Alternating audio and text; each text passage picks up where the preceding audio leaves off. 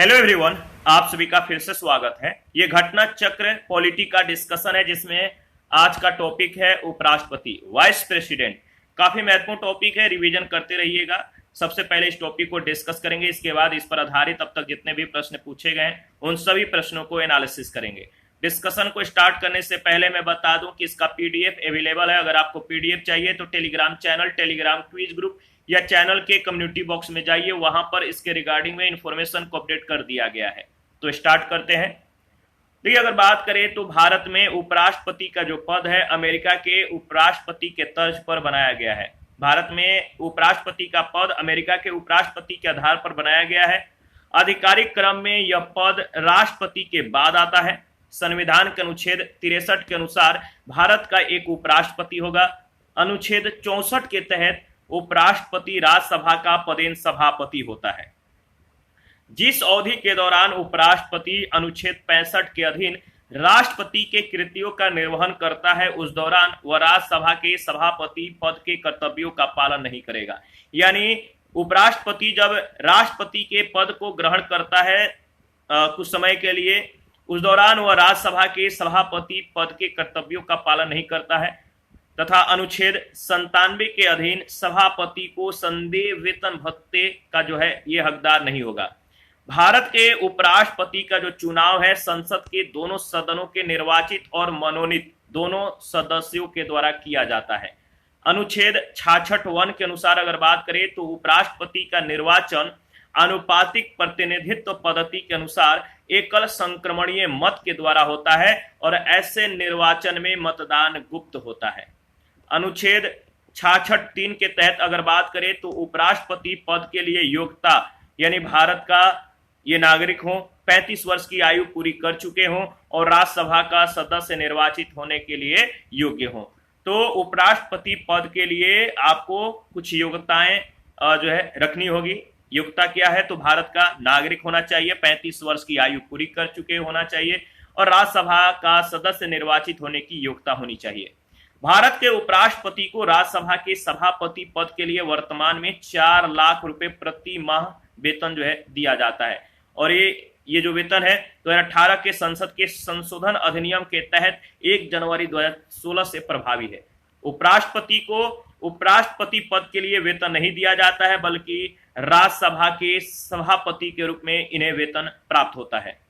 अनुच्छेद 67 के अनुसार उपराष्ट्रपति का कार्यकाल पद ग्रहण के तिथि से 5 वर्षों का होता है।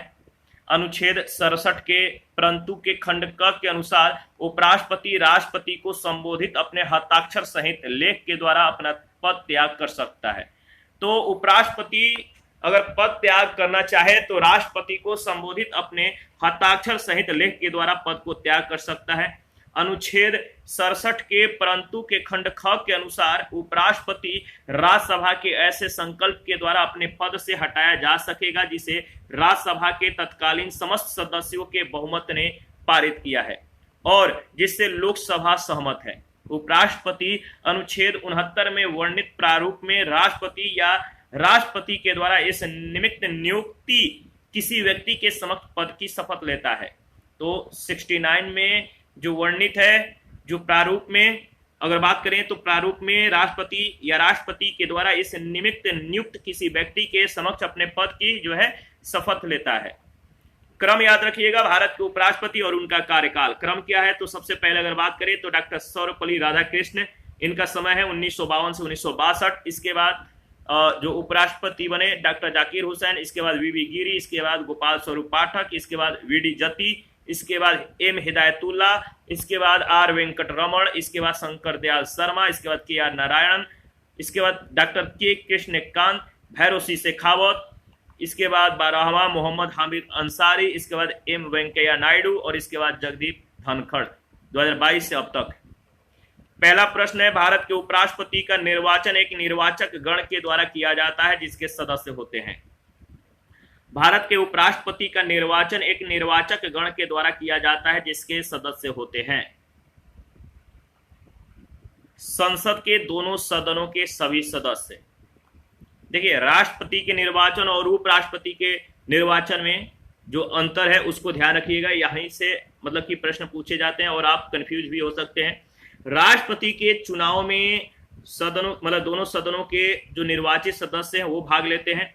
यहाँ पे जो है उपराष्ट्रपति के निर्वाचन में संसद के दोनों सदनों के सभी सदस्य यानी निर्वाचित और नॉमिनेटेड यानी मनोनीत दोनों प्रकार के सदस्य इसमें भाग लेते हैं। संविधान के अनुच्छेद 66(1) के तहत उपराष्ट्रपति का निर्वाचन संसद के दोनों सदनों यानी निर्वाचित और मनोनीत सभी सदस्य से मिलकर जो है निर्वाचक गण के सदस्यों के द्वारा अनुपातिक प्रतिनिधित्व पद्धति के अनुसार एकल संक्रमणीय मत के द्वारा होता है। सेकंड प्रश्न है, भारत के उपराष्ट्रपति निर्वाचित होते हैं। सेम प्रश्न सेम जवाब। भारत के उपराष्ट्रपति किस तरह से निर्वाचित होते हैं? तो देखिए इसका सही जवाब हो जाएगा संसद के दोनों सदनों के सदस्यों के द्वारा, यानी निर्वाचित, यानी कहने का मतलब है कि निर्वाचित और मनोनीत ये दोनों प्रकार के जो सदस्य हैं इनके निर्वाचन में भाग लेते हैं। थर्ड नंबर है, अगर बात करें तो पूछा गया है कि भारत के उपराष्ट्रपति का चुनाव किस तरह होता है। तो सेम प्रश्न सेम जवाब। भारत के उपराष्ट्रपति का जो चुनाव होता है लोकसभा और राज्यसभा के सांसदों के द्वारा सीधे चुनाव से, यानी डी ऑप्शन।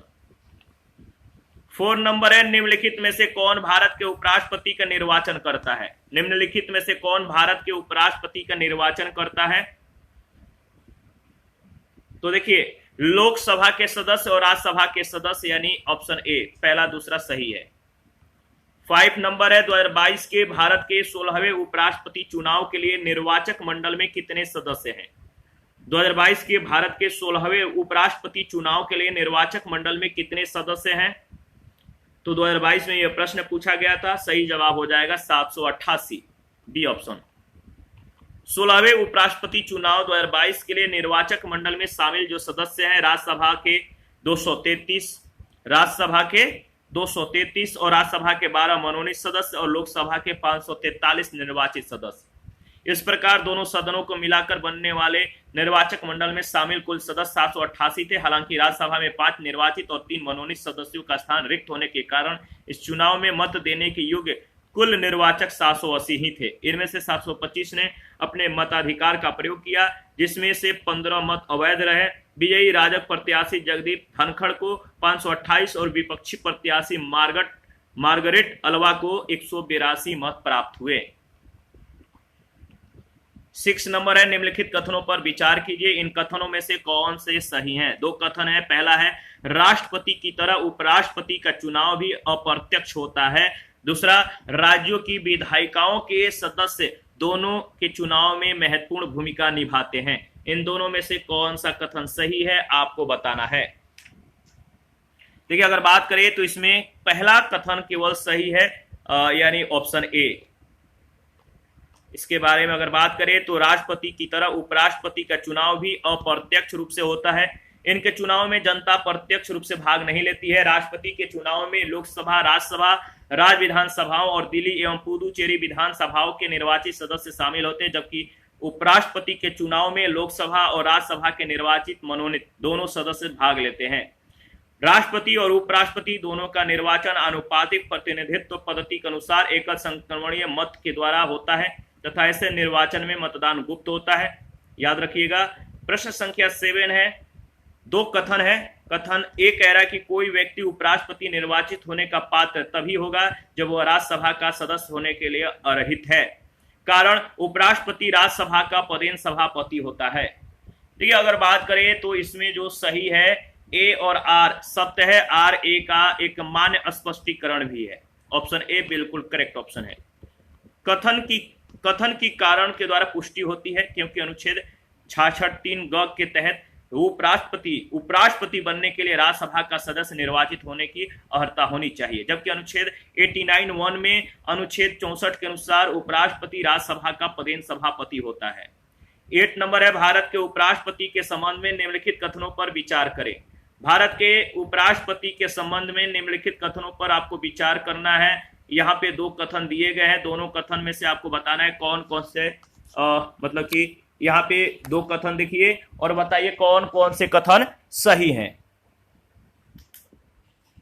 तो देखिए इसमें अगर बात करें तो दोनों में से जो कथन सही है, दोनों कथन सही है। पहला कि वह राज्यसभा का पदेन अध्यक्ष है। दूसरा, वह संसद के दोनों सदनों के सदस्य बनने के लिए जो है मतलब दोनों सदनों के सदस्यों से बने एक निर्वाचक मंडल के सदस्यों के द्वारा चुना जाता है।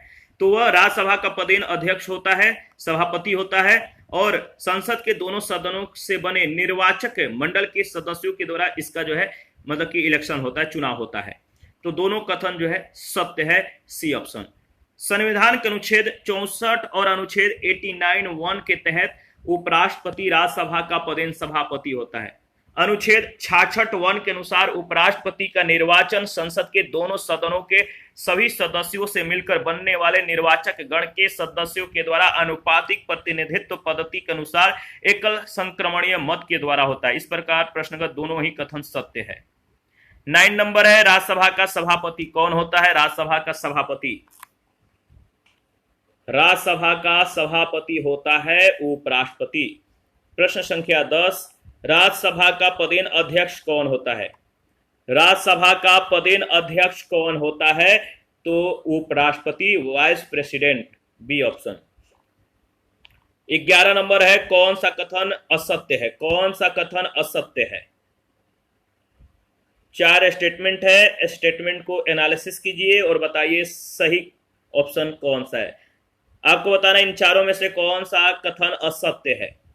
उपराष्ट्रपति का चुनाव भारत का राष्ट्रपति करता है, बहुत सिंपल प्रश्न था, तो सी ऑप्शन सही जवाब है। संविधान के अनुच्छेद 66 के अनुसार उपराष्ट्रपति का निर्वाचन संसद के दोनों सदनों के सदस्यों के द्वारा अनुपातिक प्रतिनिधित्व पद्धति के अनुसार एकल संक्रमणीय मत प्रणाली के द्वारा होता है।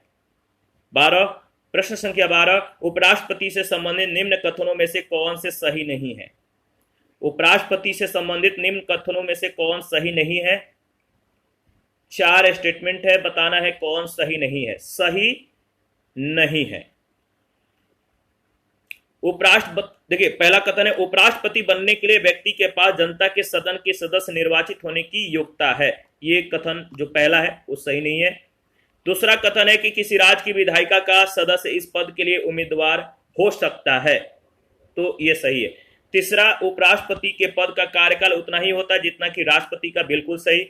उसको एक औपचारिक महाभियोग के द्वारा जो है पद से हटाया जा सकता है। पहला और चौथा कथन जो है मतलब कि सही, मतलब कि आपको बताना था कि उपराष्ट्रपति के लिए जो कथन दिए गए कौन से सही नहीं है, तो पहला और चौथा कथन सही नहीं है। सी ऑप्शन बिल्कुल करेक्ट ऑप्शन है। उपराष्ट्रपति बनने के लिए आवश्यक है कि व्यक्ति के पास राज्यसभा का सदस्य निर्वाचित होने की योग्यता हो। पहला कथन गलत है।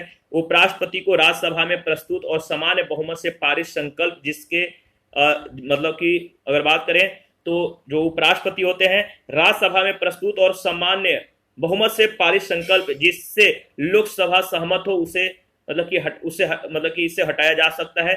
और इस प्रकार कथन 4 गलत है, क्योंकि औपचारिक महाभियोग में विशेष बहुमत की जरूरत होती है, न कि सामान्य बहुमत की।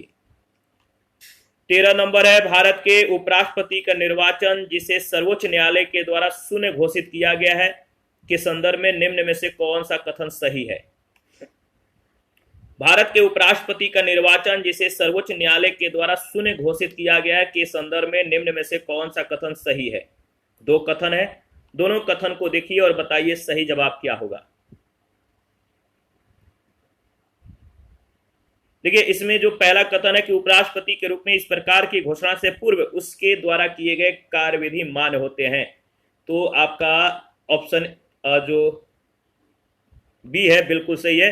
पहला स्टेटमेंट सही है, दूसरा गलत है। उपराष्ट्रपति के रूप में इस प्रकार की घोषणा होने के लिए जो है होने के दिन उसके द्वारा किए गए कार्यविधि मान्य नहीं होते हैं, यह स्टेटमेंट सही नहीं है। तो आपका जो है बी ऑप्शन बिल्कुल करेक्ट ऑप्शन है। संविधान के अनुच्छेद 71 के खंड 2 के अनुसार यदि उच्चतम न्यायालय के द्वारा किसी व्यक्ति के राष्ट्रपति या उपराष्ट्रपति के रूप में निर्वाचन को जो है शून्य घोषित कर दिया जाता है, तो उससे उसके यानी यथास्थिति राष्ट्रपति या उपराष्ट्रपति के द्वारा अपने पद की शक्तियों के प्रयोग और कर्तव्यों के पालन में उच्चतम न्यायालय के बेनिश्चय की तारीख को या उससे पहले किए गए कार्य उस घोषणा के कारण अविधि मान्य जो है नहीं होंगे। आगे बढ़ते नेक्स्ट। 14 नंबर है, भारत का उपराष्ट्रपति, बताइए उपराष्ट्रपति के संदर्भ में दिए गए कथन कौन कौन से सही हैं? भारत के उपराष्ट्रपति भारत का जो उपराष्ट्रपति है अगर बात करें तो भारत का द्वितीय उच्चतम प्रतिष्ठित पदाधिकारी होता है। बिल्कुल सही, इनके पास जो है पद से संबंधित कोई औपचारिक कार्य नहीं होता है। राष्ट्रपति की अनुपस्थिति में उसके कार्यों का ये निर्वहन करता है और राष्ट्रपति की पद त्याग, अपदस्थीकरण या मृत्यु के चलते राष्ट्रपति के रूप में कार्य करता है। तो सभी सही है, डी ऑप्शन। भारत का उपराष्ट्रपति राष्ट्रपति के पश्चात भारत का द्वितीय उच्चतम न्यायालय प्रतिष्ठित पदाधिकारी है। वह राज्यसभा का पदेन सभापति होता है, परंतु उसके पास उपराष्ट्रपति पद से संबंधित कोई औपचारिक दायित्व नहीं है। वह राष्ट्रपति के पद त्याग, पदच्युति तथा मृत्यु की स्थिति या राष्ट्रपति की अनुपस्थिति में उसके कार्यों का निर्वहन करता है। प्रश्न संख्या 15 है, यदि किन्हीं कारणों से भारत के राष्ट्रपति की अनुपस्थिति में उपराष्ट्रपति राष्ट्रपति पद के कार्यों का निर्वहन करता है तो उस अवधि के संबंध में कौन से कथन सही हैं? यदि किन्हीं कारणों से भारत के राष्ट्रपति की अनुपस्थिति में उपराष्ट्रपति राष्ट्रपति पद के कार्यों का निर्वहन करता है तो उस अवधि के संबंध में कौन से कथन सही हैं? 3 कथन दिया गया है, आपको बताना है कौन से कथन सही है। देखिए, इनमें जो है आपको बताना है तीनों में से कौन सा कथन सही है। तो दूसरा और तीसरा, इस अवधि के लिए उपराष्ट्रपति को राष्ट्रपति का वेतन मिलेगा और यदि इस अवधि में उपराष्ट्रपति जो है त्याग पत्र दे देते हैं तो भारत के मुख्य न्यायाधीश राष्ट्रपति के पद का निर्वहन करेंगे। तो दूसरा और तीसरा जो है इस संदर्भ में स्टेटमेंट सही है। संविधान के अनुच्छेद 64 के परंतु के अनुसार अगर बात करें तो भारत के उपराष्ट्रपति को जो है अनुच्छेद 65 के अधीन किसी कारणवश राष्ट्रपति की अनुपस्थिति में उनके कर्तव्यों का निर्वहन करना पड़ता है। तो इस अवधि में अगर उपराष्ट्रपति राज्यसभा के सभापति नहीं रहेंगे तो क्या होगा? तो वो उपराष्ट्रपति के पद को अगर ग्रहण करते हैं तो ये सभापति के रूप में यानी राज्यसभा के सभापति के रूप में कार्य अपना जो है नहीं करेंगे। संविधान के अनुच्छेद 1901 के अनुसार राज्यसभा के सभापति का पद रिक्त होने या ऐसी अवधि में जब उपराष्ट्रपति राष्ट्रपति के रूप में कार्य कर रहा है या उसके कृत्यों का निर्वहन कर रहा है तब उपसभापति सभापति के कर्तव्यों का पालन करता है। अनुच्छेद 65(3) के अनुसार इस अवधि में उपराष्ट्रपति को राष्ट्रपति की परिलब्धियां मिलेंगी। राष्ट्रपति अधिनियम 1969 के अनुसार यदि इस अवधि में उपराष्ट्रपति त्यागपत्र दे देते हैं तो भारत के मुख्य न्यायाधीश भारत के राष्ट्रपति के पद का निर्वहन करेंगे। 16 नंबर है, उपराष्ट्रपति को उसके पद से निम्न में से किसके प्रस्ताव के द्वारा हटाया जा सकता है? उपराष्ट्रपति को उसके पद से निम्न में से किसके प्रस्ताव के द्वारा हटाया जा सकता है? तो राज्य परिषद के। संविधान के अनुच्छेद 67 के परंतु के खंड ख के अनुसार उपराष्ट्रपति को राज्य परिषद अथवा राज्यसभा के ऐसे प्रस्ताव के द्वारा अपने पद से हटाया जा सकेगा जिसे राज्यसभा के तत्कालीन समस्त सदस्यों के बहुमत ने पारित किया है और जिसे लोकसभा सहमत है। किंतु इस खंड के प्रयोजन के लिए कोई प्रस्ताव तब तक प्रस्तुत नहीं किया जाएगा जब तक कि उस संकल्प को प्रस्तावित करने की आशय की सूचना कम से कम 14 दिन पूर्व में उसे दे दी गई हो। 17 नंबर है, भारत के उपराष्ट्रपति को पदच्युत करने संबंधी प्रस्ताव प्रस्तावित किया जा सकता है। भारत के उपराष्ट्रपति को पदच्युत करने संबंधी प्रस्ताव प्रस्तावित किया जा सकता है तो केवल राज्यसभा में, डी ऑप्शन। बहुत महत्वपूर्ण प्रश्न है, याद रखिएगा। 18 नंबर है, निम्न में से किस एक की अध्यक्षता ऐसे के द्वारा होती है जो उसका सदस्य नहीं होता है?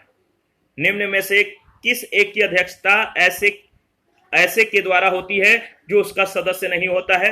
कहने का मतलब है कि वह कौन व्यक्ति है, कौन सा पद है जो अध्यक्षता मतलब कि करता है, उसका जो है सदस्य नहीं होता है लेकिन अध्यक्षता उस सदन का करता है। वो होते हैं, बताइए, उपराष्ट्रपति राज्यसभा के सभापति होते हैं लेकिन वो उसके सदस्य नहीं होते हैं। राज्यसभा की अध्यक्षता यानी सभापतित्व उपराष्ट्रपति के द्वारा की जाती है लेकिन वह राज्यसभा का सदस्य नहीं होता है। 19 नंबर है, नीचे 4 युग्म दिए गए हैं जिसमें से वह सभी युग्म बताइए जिसके दोनों महानुभाव उपराष्ट्रपति बनने से पूर्व राजदूत या उच्चायुक्त के पद पर रहे हो। तो वो 2 नाम बताइए जो उपराष्ट्रपति बनने से पूर्व राजदूत या उच्चायुक्त के पद पर रहे हो। तो सही जवाब है डॉक्टर एस राधाकृष्ण और वीवी गिरी, ये 2 व्यक्ति हैं, बी ऑप्शन। ठीक है, अगर बात करें तो जाकिर हुसैन जामिया मिलिया कॉलेज के प्रिंसिपल एवं शिक्षा शास्त्री, जाकिर हुसैन जामिया मिलिया कॉलेज के प्रिंसिपल और शिक्षा शास्त्री थे। डॉक्टर एस राधाकृष्णन 1949 से 1952 तक यूएसएसआर में भारत के राजदूत थे। वीवी गिरी 1947 1951 तक श्रीलंका में भारतीय उच्चायुक्त के पद पर थे। के.आर. नारायण ये चीन में राजदूत रहे, तो याद रखिएगा।